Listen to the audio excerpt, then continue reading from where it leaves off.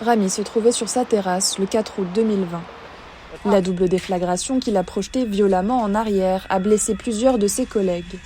2 ans plus tard, et malgré les progrès effectués en thérapie, le traumatisme est toujours présent.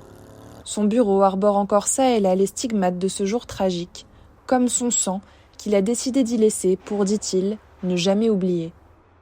After the explosion, no one could understand exactly how I feel other than the people who were with me.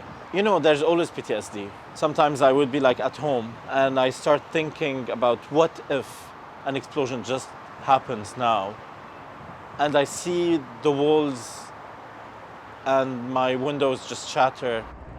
Tatoué derrière son oreille gauche, le mot « quoi » en arabe libanais, une revanche via l'humour pour celui qui a perdu une partie de son ouïe lors du choc.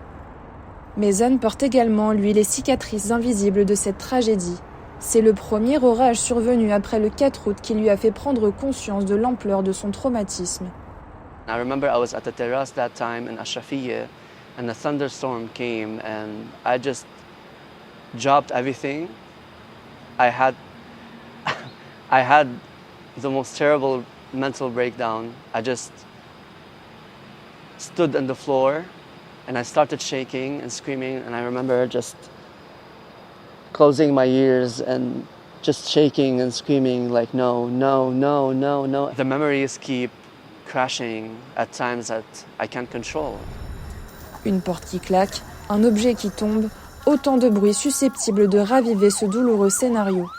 Environ 80% des victimes de l'explosion expérimenteraient des symptômes isolés de stress post-traumatique. 40% seraient-elles atteintes de ce trouble qui nécessite un diagnostic.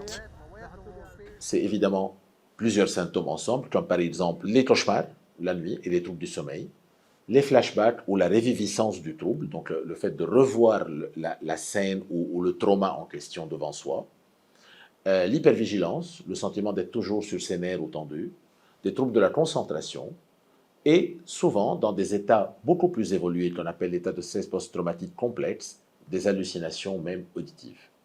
Donc, il faut, pour parler de ça, un certain nombre de critères de ce genre, plus éliminer d'autres conditions qui peuvent mimer des symptômes d'état de stress post-traumatique. Parmi les traitements reconnus, le MDR, mais aussi des thérapies plus classiques comme les thérapies cognitives et comportementales. La justice, quant à elle, serait un premier pas essentiel vers l'apaisement du traumatisme collectif.